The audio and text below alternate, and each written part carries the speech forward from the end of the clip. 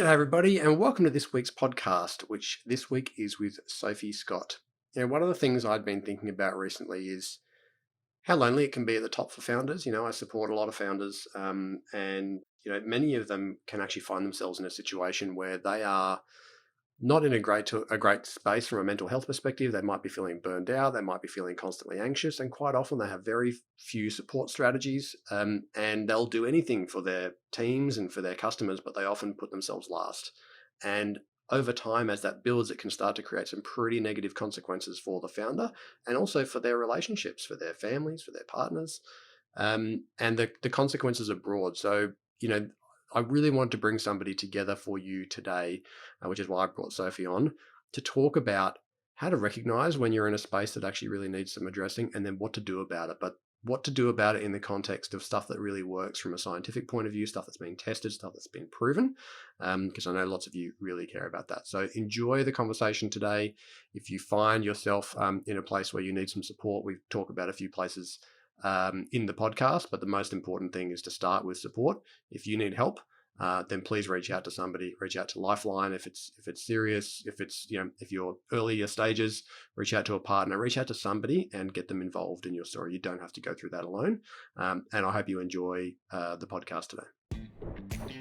Welcome to the ScaleUps Podcast, where each week you get to hear Sean Steele, professional CEO, growth mentor, and advisory board chair, unpack the strategies that successful founders have used to achieve scale in their businesses. Stay tuned as he interviews the entrepreneurs who've made it, learns from industry experts, and follows a group of founders still striving to scale.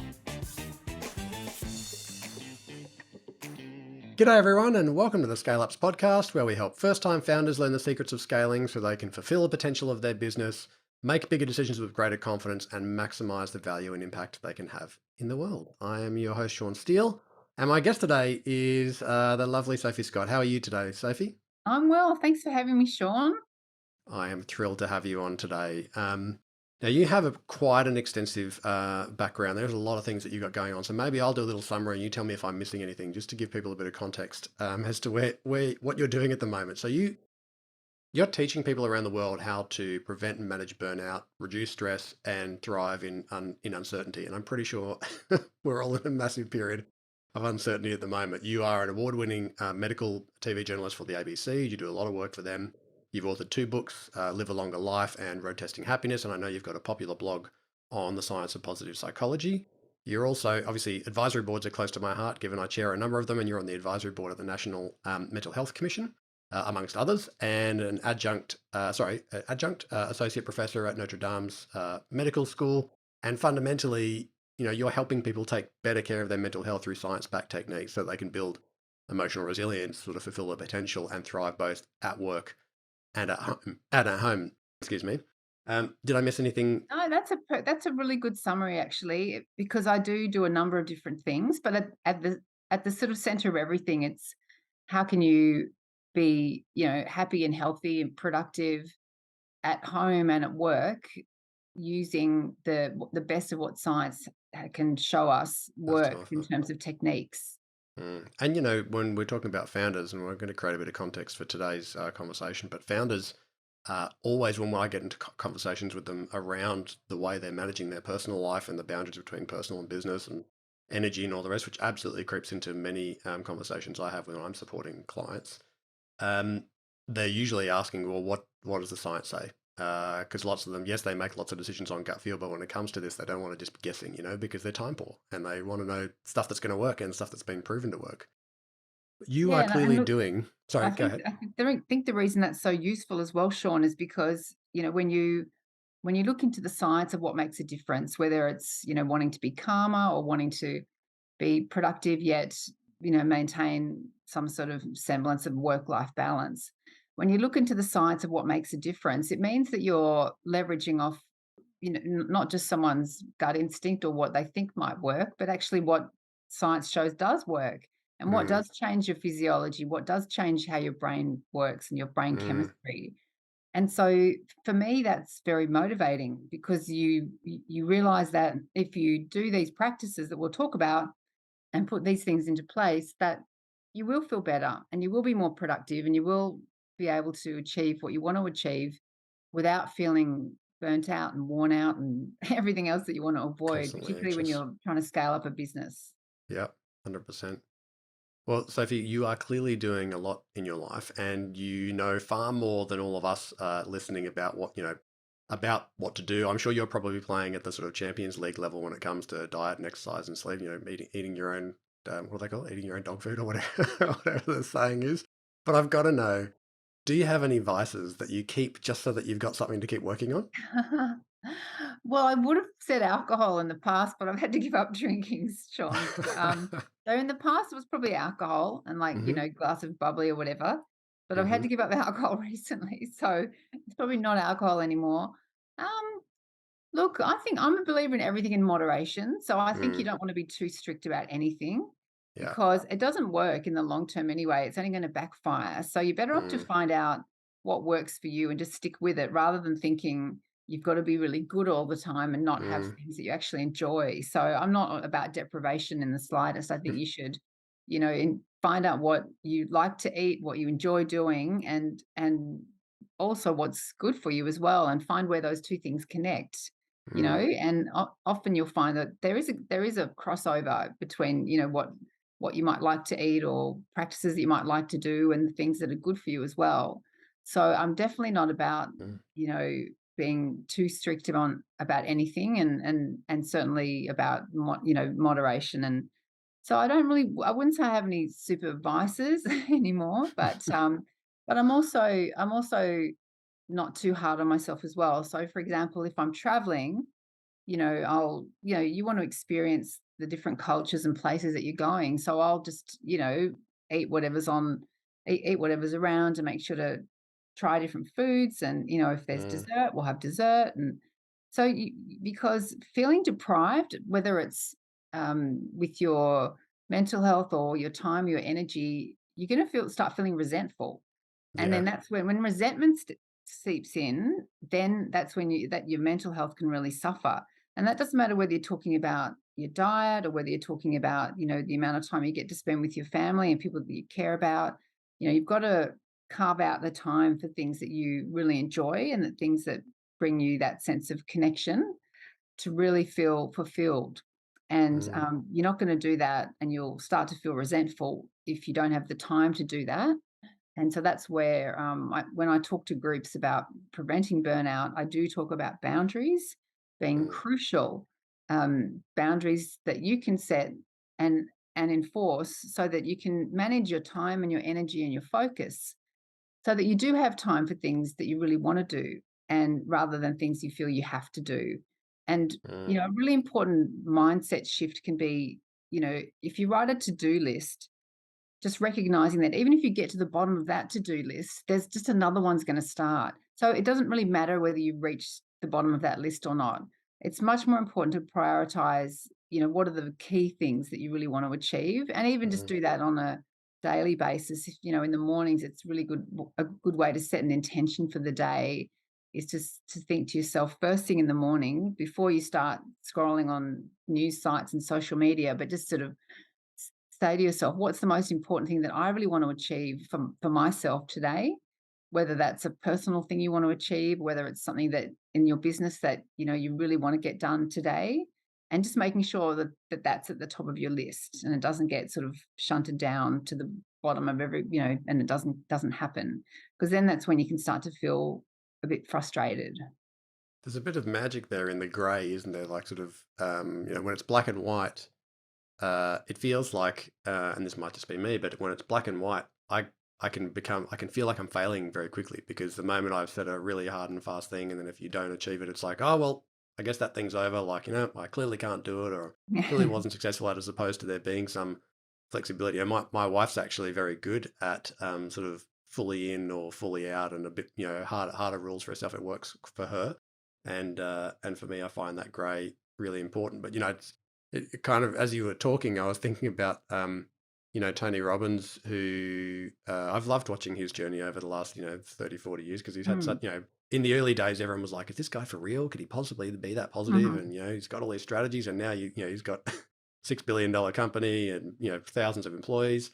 And one of the things I love that he said was, Well, if I'm waiting for everything to go right on any given day before I can feel like I'm succeeding or I feel like I can enjoy my role as the CEO of the group, there will never ever be a good day. Actually, every Yeah, single day will suck because guaranteed right now somebody is something will go screwing something wrong. up in my company. They're doing it in the way that I would absolutely hope they not do it. There's coaching opportunities. I just cannot wait for all of those things to align before I feel like I can actually enjoy myself. So that sort of being okay with the grey, but to your point, it's like that. It's that balance, isn't it, between having boundaries and also still being okay, where sometimes they may need to flex a little bit. To your point around Exactly. eating And a different. also, I think with that as well, Sean, it's about celebrating the small wins as well. So recognizing when things do go right, even a Mm, small success or a small win can help balance out the fact that on any given day, there might be things that don't go according to plan as well. And so hmm if you're celebrating the small wins along the way, and that can be something that, if you're a founder, if you're the boss, often being able to do that from the top down sets a really good culture with people. Some people have meetings where they'll just focus on everything that's not working in the team or that's not going well at the moment. And you can come away from those meetings feeling very deflated and thinking, "Oh God, this is not going well." But on the other hand, you can also have some teams will have meetings where you start the meeting with like what's been the let's start with the success of the week, or what's been the a recent success that we can talk about, or something that's been going really well for this team. And it just shifts that mindset to focusing on things are going well. Even if some things aren't, there are still some things that are going well. So mm, let's make sure we acknowledge those first, and then we can talk about things that might not be going so well. mm, Because otherwise, that can really help build a more positive and more of a growth mindset in a team as well, by yeah. just focusing on the successes of a team, and just acknowledging, one of the things with burnout that they've recognized, particularly, that people feel more likely they're going to be more likely to be burnt out if they feel a lack of recognition for the work that they've been doing. And when they say lack of recognition, that doesn't mean a salary. That's not talking about how much people are Mm, being paid. hmm That means actually acknowledging good work, acknowledging someone to say, "You know what, Sean, that project that you led was really fantastic. And it was a great example of you using a great skill that you have and showing it to the best of your ability." And one of the things that studies found during the pandemic, that a lot of healthcare workers in particular became very burnt out, particularly because they felt that their hard work was not being acknowledged. mm, So if you're managing a team, if you're running a company, making sure you acknowledge good work, and that your other managers in the team acknowledge good work when they see it, is so important. And it doesn't have to be formalized, it doesn't have to be, but even just on an ad hoc basis and mm. sending someone an email, or just, either saying to them in person or sending them an email saying, "You know what, that was really, I really enjoyed that," or "That was a great project," or "I was really happy with how that turned out." You can't underestimate the impact that that will have on that person. And in the context of founders, and this is actually going to lead me back to, I guess the context for today. Founders also need to be able to self-acknowledge because the reality is no one's giving you feedback when you're the founder. Yeah. It's just like hay bales, like going through a country and western film or something because no, like you've got no one around you. There's you. Oh, it's often a very lonely position because no one's giving you feedback. You're guessing half the time. You're like, I don't know if I'm doing this well or not doing it well, and how do I know? I just get all the stuff that goes wrong, and then I have to fix that. Mm, And so often, hopefully they've got a great partner, that's helping them recognize the things they're doing well. But it's actually a real challenge for founders, and that kind of comes to the context for today, which is, on this show, we're often talking about strategy. We're talking about scaling up mm. in the context of strategy, but so we're talking about all the techniques and all the strategies and all that. And that's all great. However, I have met far too many founders and professional CEOs who I've known personally in my time who, whilst they might be achieving a lot financially and in a sort of business sense, are burning the candle at both ends, sleeping 4 or 5 hours a night. Diet is all over the place, drinking way too much, no exercise whatsoever, mindset's out the window. It's like they can turn it on for the work period and then the moment they Yeah, leave, and it that's sort of that's just crumbles. like And the recipe for disaster. It's a because huge cost. it's not sustainable. It's not sustainable. Even in the short term, that's not sustainable. And if people want to perform at their best, you've got to think about how can you be both physically, mentally, emotionally, and every other way, perform at the best of your abilities. And the way to do that on an ongoing basis, is really to think about what are the protective factors that I can build into my life so that I can keep doing what I'm doing. Because if you aren't sleeping properly, if you're consumed with stress and overwhelm and hustle culture and feeling like you're having to work these ridiculous hours, and then it's means that you're going to basically crash and burn because it's not sustainable in terms of what happens with your nervous system with someone like that you just described, that overworked CEO, that Hmm. person who's drinking too much, not exercising, not taking any time out for themselves, probably doesn't have the support that they need, emotionally or otherwise. They would feel overwhelmed, and their nervous system would be in that fight or flight constantly, because Hmm. they've got this sense of, "Oh, I just have to keep going or it's all gonna collapse around me. I Mm. just have to keep going," and then what happens on a physiological level is they would have cortisol rushing through their system and adrenaline, and their heart would be racing, and they're probably pumping the caffeine, and then they're having a few beers or wine at the end of the night to try to calm down, and then they just do Hmm. it all again the next day. And when you s and that's a classic recipe for burnout, because what happens is you can't if you keep in that elevated fight or flight state for a long period of time and that chronic stress state, your body and your nervous system can't reset itself back to a state of balance and a state of homeostasis, which is where we feel the best. You Mm. know, we're designed to have like short bursts of stress. Something Yeah. stressful happens, you react, but then you go back to feeling it's back to baseline and back to feeling calm again. Mm. And, we're not gonna be calm all the time. That's not no one can be calm all the time either. But the idea is that you're easily able to move from something acutely stressful and respond to it rather than react, and then move back to feeling calm again. I just had this And image that that those who like sports, even though I'm not really a sports guy, I just had this image of 200-meter races. That is flat out for 200 meters.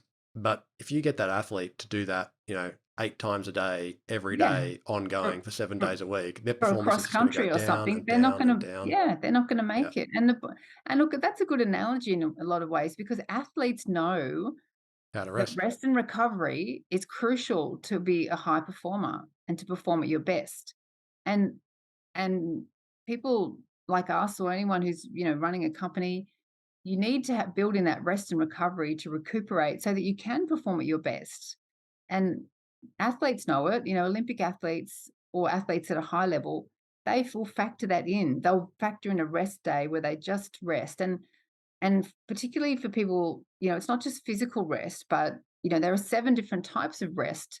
So things like cognitive rest. If you're running a company, you're probably cognitively constantly bombarded with having to make decisions and having to take in information and make decisions, that have big impacts. So having a day where you can have a rest from having to think is actually really important as well. And Mm. have a day, or half a day, where you can just go, what's something that I really enjoy doing, where I'm not having to make decisions, and I'm ideally getting out and moving my body and out, something that's completely removed from what I normally do, so that you can switch off that fight or flight and just get back into that relaxation mode and activate your parasympathetic nervous system, and so that you can feel much more relaxed. And that is a protective factor against burnout. So being able to do that, Mm. and the way you do that is by building in rituals in your everyday life so that you Actually, so yep. sorry, Sophie, because you are beautifully taking us into some of the solutions, and I'm really keen to get to those. But one other thing that I wanted to call out on the consequences, which I think sometimes is often missed by founders, is the impact of that state on the people you love around you. Like, I have seen so many successful, people would not imagine that when you're in the elite CEO clubs, everybody's running, 50, 100 million, 500 million, multiple billion dollar businesses. You'd assume that they've all just got it together. And I can tell you that is not the case. That is absolutely not the case. And that's really good for your listeners to hear that as It's well. It's so important to know. important. It's not there's no sort of you don't get to a certain level and because it's going well, all of a sudden And everything everything else else gets just falls easier. into place. Actually, what tends Exactly. to happen is they're so focused on work, they're so focused on that financial success, they'll do anything for their team, they'll do anything for their customers, but very little for themselves. And in that process, what happens, of course, is their relationships suffer massively. And so one of the things that I'm hoping that people get out of today, in addition to the strategies, is if you're a founder who's got this kind of context that, well, I'll look after myself when I exit, Mm, um, that is, if you've got to think about it this way.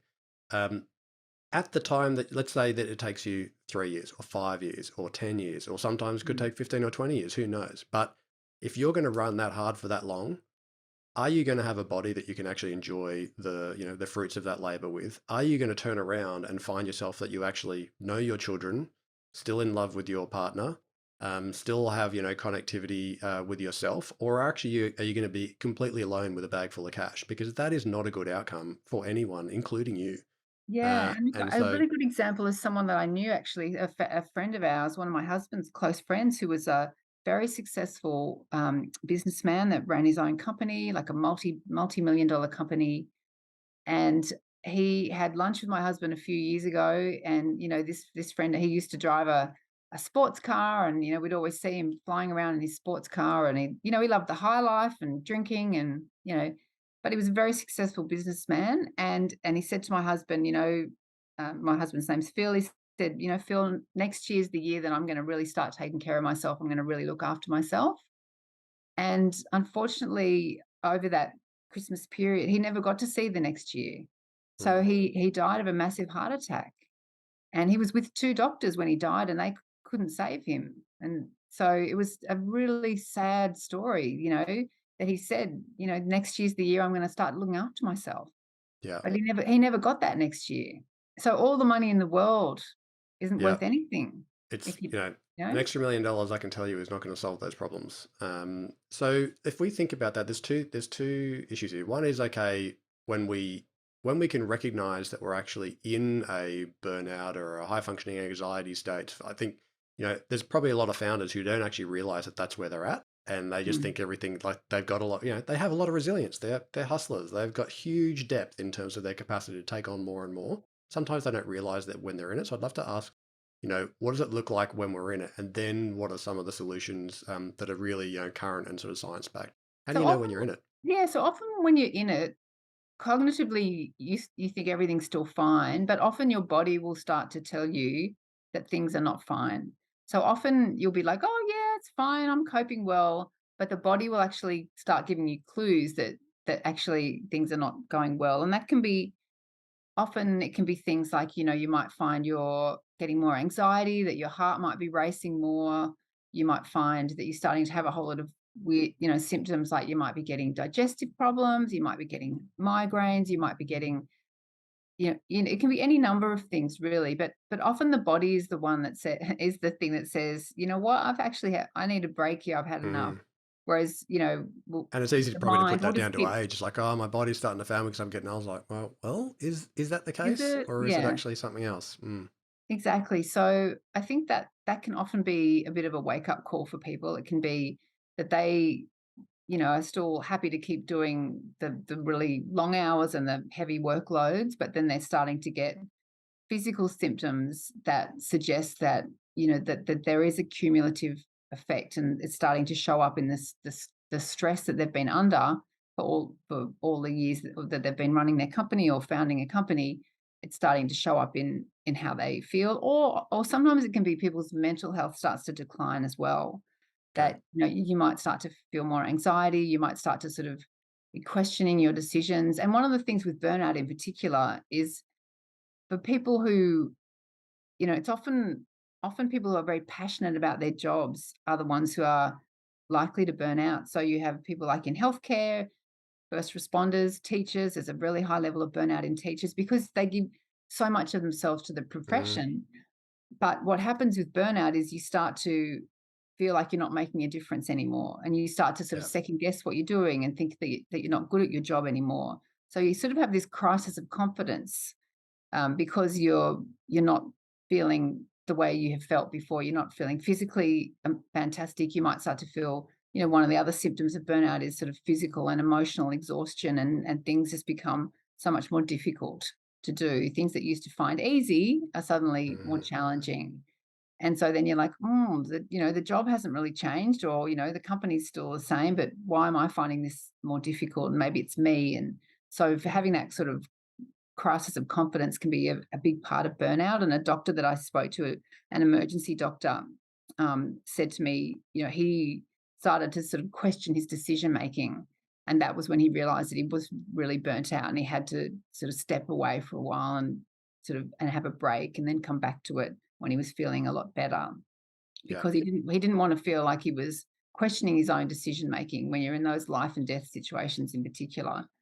So there can be lots of indications like that that things are not the way, going as well as they should be, and that you might be on the road to burnout. So yeah, exhaustion, questioning your ability to do the work that you've been doing, feeling like you don't really enjoy doing what you're doing anymore. There's a whole sort of series of symptoms like that can show up, and then the physical ones that we talked about as well. And maybe something I can offer there, Sophie. I was working with someone recently who was really, was probably unclear and maybe not fully aware of where they were and how far perhaps they'd slipped. And so sometimes it's actually really helpful to be able to look at something and go, well, where am I? Like a sort of diagnostic tool. And Mm, if you just Google the words mental health continuum, you'll see a million different versions of pretty much exactly the same thing, which is like a 4 column, 5 row box that has down the left hand side has your mood, your attitude, your sleep, your physical health, your activity, and your habits, and mm. across the right is what are the sort of behaviors or what are the examples when it's healthy? What does it look like when you're in a reacting kind of, you're starting to react to the world rather than Yeah. move towards it? What does it look like when you're injured? And what does it look like when you're ill? And it really gives you I think for some people can be quite a stark, like, oh, Mm. I actually didn't realize I was there because they can just see the behaviors. Oh, yeah, I do that. No, I don't really do For that. some people, it might be they really withdraw. Some people, when your mental Mhm. health starts to go down, you can really withdraw, and they'll be like, oh, they stop saying yes to invitations, and they'll just say, look, no, I just don't want to go out anymore. And that can be often asking the people around you and that are closest to you. They often have they can often have more Mm, insight into what's going on than you might have true. yourself. Yeah. And so like if you're finding that you're arguing with or being very snappy and short with people around you all the time, How do you um think I'm going? yeah, exactly. And they'll go, well, I'm really glad you asked that because not well. And sometimes that could be actually the start of a really important conversation, Yeah, true. because it could be, they could say to you, look, I've been really worried about you, and I'm really glad you brought this up because I've been really worried about the impact that work stress is having on you, and let's find a way forward that is going to work better for you. And often you can feel quite, like you mentioned, that founders do feel quite isolated. So making sure that you do have a good support network as well, and that you do have people that you can talk to about how you're feeling, whether that's, other founders or other people who might be going through the same thing, or listening to podcasts like this and getting tips on how other people have coped with similar challenges. The more you can find that sense of support and community, then the less alone that you will feel. um, Actually, and we've probably talked numerous times on this show, but for those who maybe are newer to listening, we've talked about a range of different CEO clubs, for want of a better word. Club of United Business, which I think is now in Sydney, Melbourne, and entering Brisbane. EO, which is an entrepreneurs organisation. If your business is larger, YPO, which is the Young Presidents Organisation, is really for sort of CEOs yeah, and so founders of finding the bigger one that businesses. fits And you, and it might take a while to find the right fit. exactly They're right. obviously all But what slightly different. what you realize very quickly once you get into those rooms is actually it's very refreshing, because even though when you're having the worst day, you realize actually somebody else's day is going far worse than yours, and things are actually far more broken in their business than yours ever could be. It's actually You're like, quite. oh, Sometimes it's actually, like, oh mine's wow, not it's too not actually bad. that bad. It can actually Or make you you really feel a lot and better. you recognize that, I think that's one of the good things about social media. There's a lot of bad things about it, but one of the good things about it is that you can find people who are going through very similar things that you are going through as well. And Hmm. whether that's through LinkedIn and people you might connect with there, or, I use Instagram to put out a lot of mental health resources.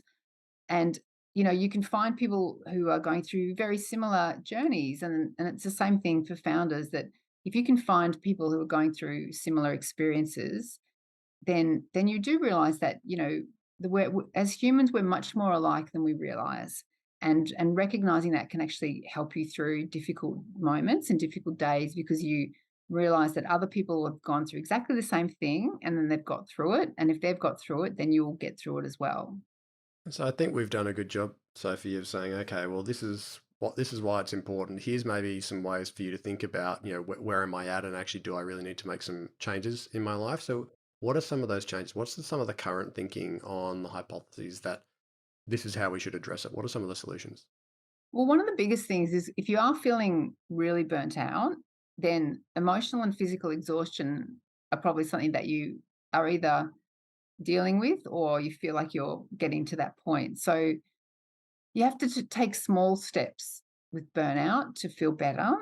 So I think first of all would be finding that support, finding that support, whatever that looks like for you, whether it's support from your people that you really care about and your loved ones, whether it's professional support, like going to speak to a counselor or talking to your GP about, how you're feeling, the physical symptoms you might be having. So getting that support around you is the first crucial step. Recognizing that this is not a personal failing. It's not an Mm, it's nothing. It's not a personal. It's not a sign that you have failed in any way. It's just a recognition that if you're feeling burnt out, that you have a lot of demands on you, that you may not have the inbuilt, or enough sort of support there to deal with it. And yeah. that might be so it can be things like, okay, then saying, well, if I am feeling like overwhelmed, do I have too many demands? How can I then maybe look at delegating some of them? So, look at, and what I suggest, I've got a course that I've developed on an app called Insight Timer, where I suggest that people do a full stress audit. So literally write down, brainstorm just every single thing that makes you feel stressed and overwhelmed, and write it all out, and then think about what can you delegate to somebody else? What can you get rid of? Or like I talk about, delegate, ditch, and delay. So what can you delegate for a start? So are there people that you can say, right, that's going to be your responsibility from now on?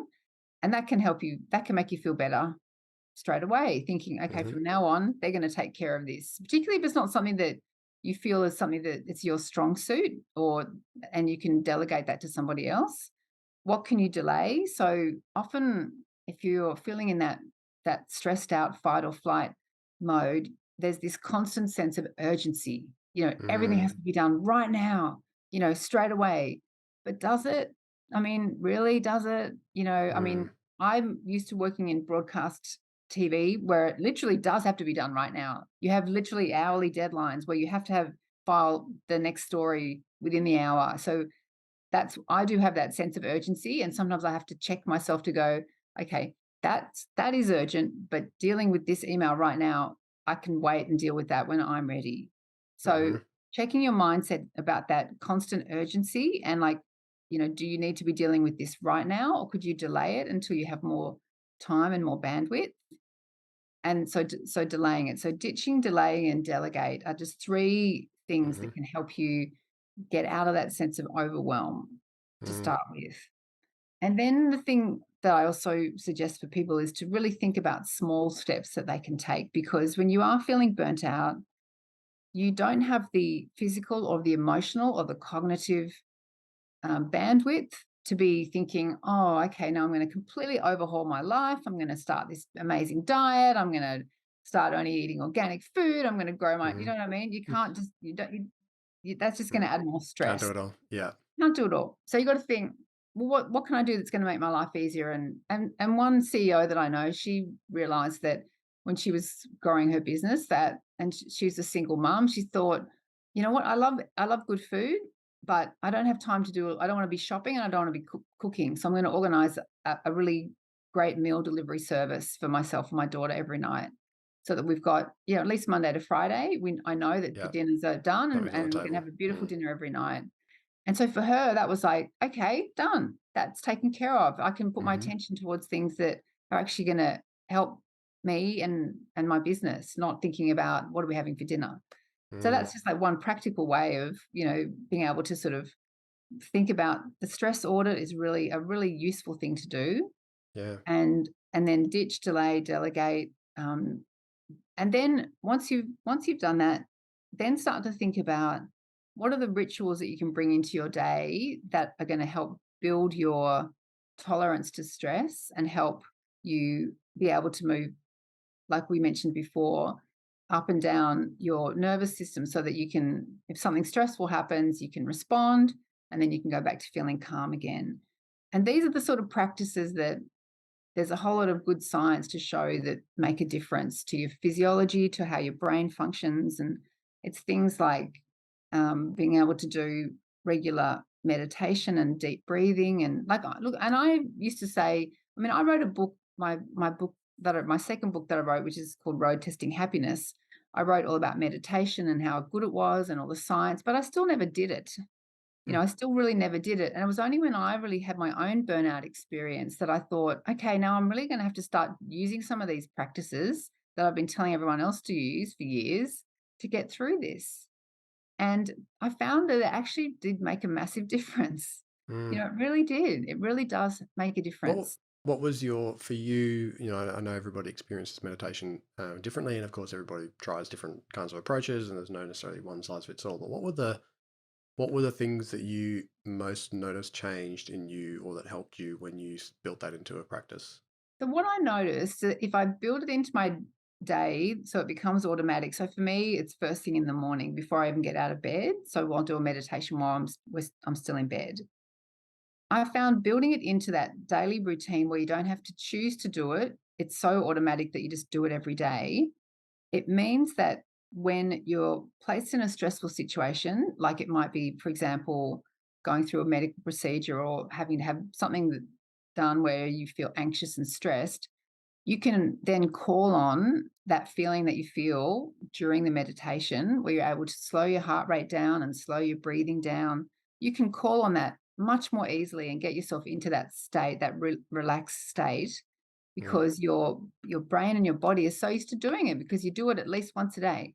So your Mm. body and your brain's like, oh right, okay, we're just switching back into that the way we were feeling this morning at 6:30. Yeah. And but Well, you it's can't almost do like that unless you're doing it regularly. well, maybe a frame for founders to think about meditation. You're like, oh, I don't have time for that, all that sort of woo-woo stuff. Is if you think about that athlete sort of example we gave before, and I'm sure we're going to talk a bit more about sort of rest and recovery and why it's so important. But it feels like that's what meditation's doing. It's like a rapid way to get your body back into recovery, even if it's for like 10 seconds or a minute or 10 minutes or something really short. Exactly. But it rapidly recreates that environment where you can make better decisions. You'll be able to think better, more clearly, with greater perspective, and that can only be a good thing for your business. So if you're Exactly. And for thinking it's example, like it's time out of my business, no. If you're about to spend the next hour making subpar decisions because you're in such a heightened state of stress, actually that's an hour wasted when you could have spent 2 minutes doing a meditation and made better decisions for the next few.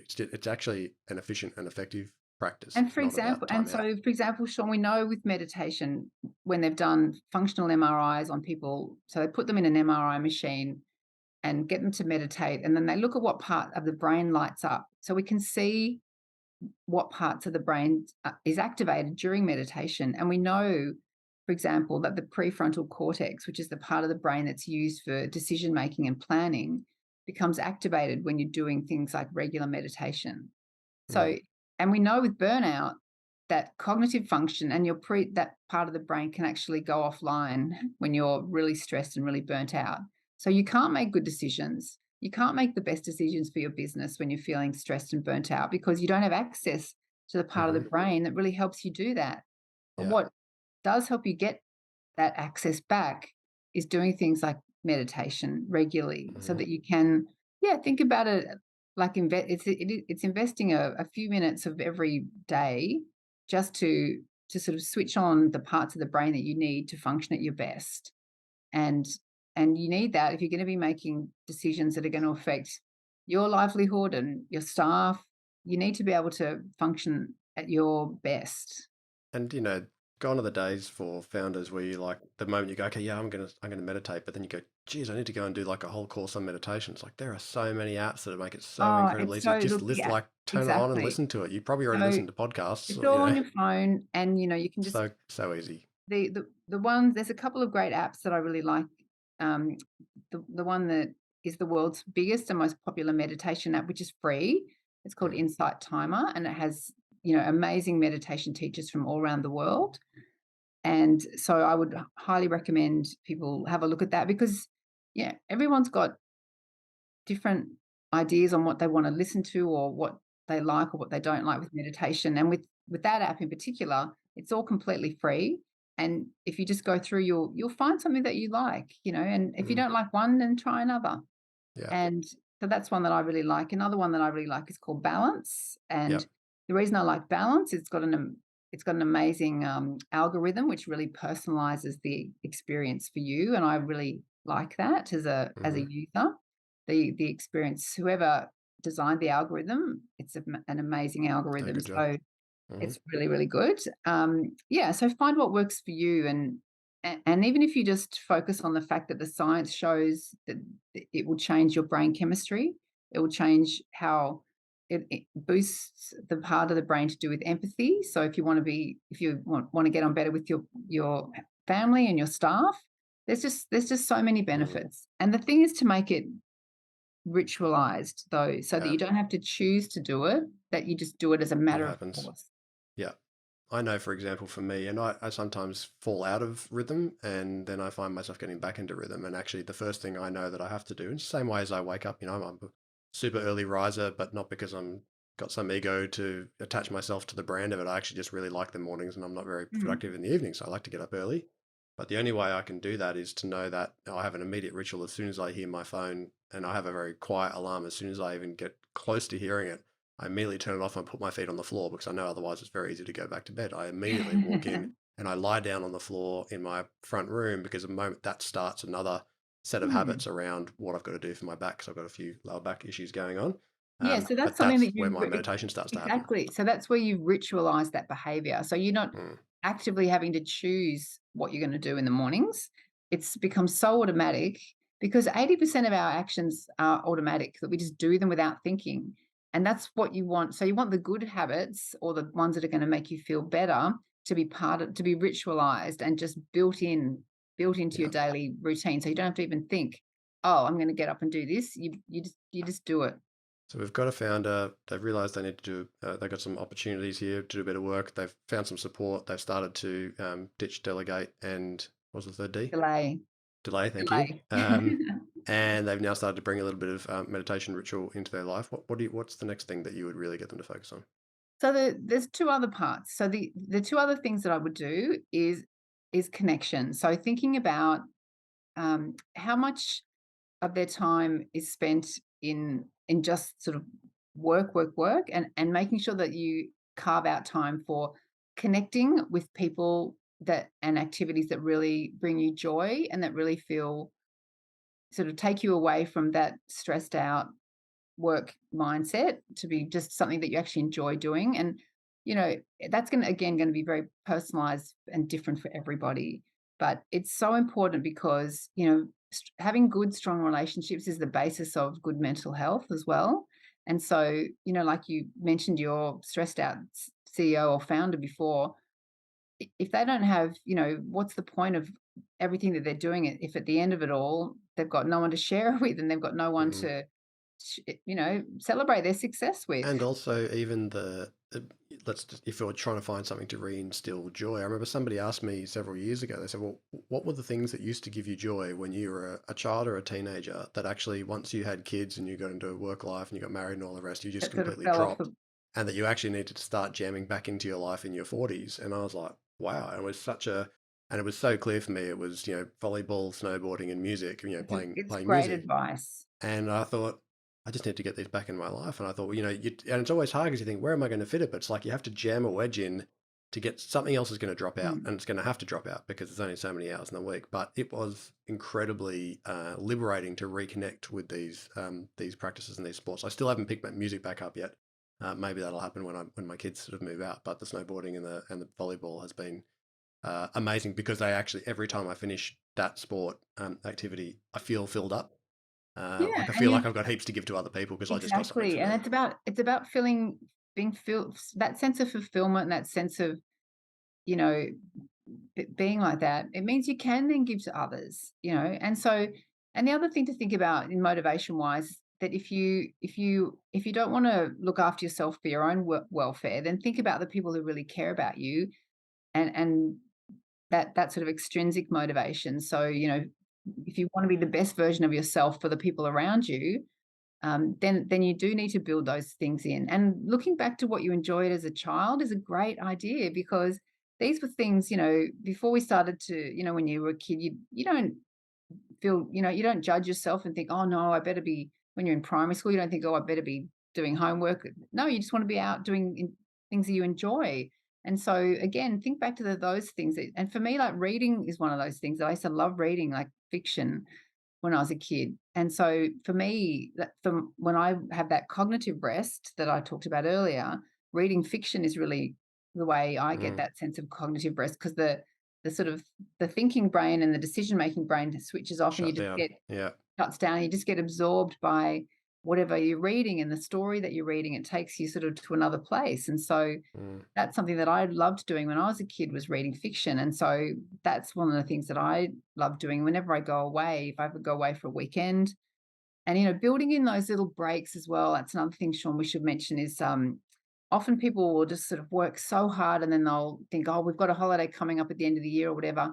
But even just being able to sort of, if you can build in like a mini break, like a weekend away, or even one, even a staycation where you just decide to Mm. get off screens and just, you Yep. know, stay at home, but just do something different, be a tourist in your own city, And I having a remember break from the hearing that routine. actually when you've got your holidays or your mini breaks pre-planned out, that it gives you the opportunity to like the actual it's the looking forward to the activity is as if not more important than the actual And activity that's itself. because of So if you don't plan dopamine. them out, yeah. Exactly. That's a really good example of, and look, a lot of people don't really understand how dopamine works. Dopamine is it's not really the pleasure hormone, it's the motivation and reward hormone. And the most dopamine is released in the anticipation of something good happening.